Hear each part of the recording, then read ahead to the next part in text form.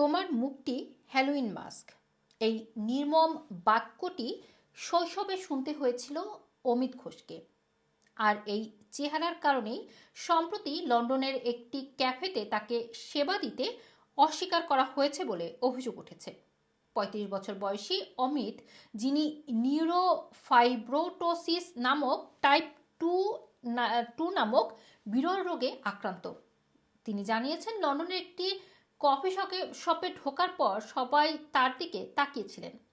পরিবেশনকারী তার দিকে তাকিয়ে বলেন তারা আর সার্ভ করছেন না, এরপর ঘুরে চলে যান, অথচ তখনও অন্যদের পরিবেশন করা হচ্ছিল। অমিতের জন্ম থেকেই স্নায়ুর চারপাশে টিউমার তৈরি হয়। 11 বছর বয়সে অস্ত্রোপচারের মাধ্যমে একটি চোখ অপসারণ করা হয়, যার ফলে মুখমণ্ডল আরও বিকৃতি দেখা যায়। শৈশব জুড়ে তাকে বুলিং, উপহাস এবং সামাজিক দূরত্বের মুখোমুখি হতে হয়। তবে নিজের অভিজ্ঞতা থেকে শিক্ষা নিয়ে এখন তিনি বিভিন্ন স্কুলে গিয়ে শিশুদের অনুপ্রেরণামূলক বক্তব্য দিয়ে থাকেন। তার লক্ষ্য শিশুরা যেন নিজেদের চেহারা, বৈশিষ্ট্য এবং সক্রিয়তাকে আত্মবিশ্বাসের সঙ্গে গ্রহণ করতে শেখে। সম্প্রতি পার্কে ঘটে যাওয়া আরেকটি অপমানজনক ঘটনার পর তিনি লিখেছেন শিশুদের জন্য বই বর্ন ডিফারেন্ট, যেখানে বলা হয়েছে আলাদা হওয়া মানেই পিছিয়ে পড়া নয়।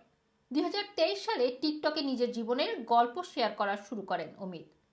এখন তার অনুসারীর সংখ্যা প্রায় 2 লাখ এবং সেই প্ল্যাটফর্মে তিনি লাখো মানুষের অনুপ্রেরণা হয়ে উঠেছেন।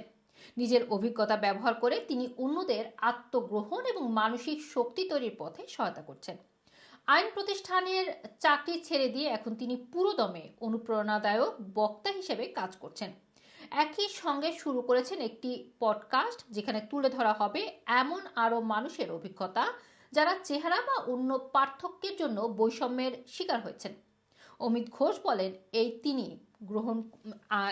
আমি গ্রহণ করো বা ছেড়ে দাও, কিন্তু আর পিছিয়ে থাকা হবে না। অমিতের এই অনুপ্রেরণামূলক কথা এখন সাহস জুগাচ্ছে অনেক শিশুদের, অনেক তরুণদের। এর মানে রাখি, রানা টিভি, লন্ডন।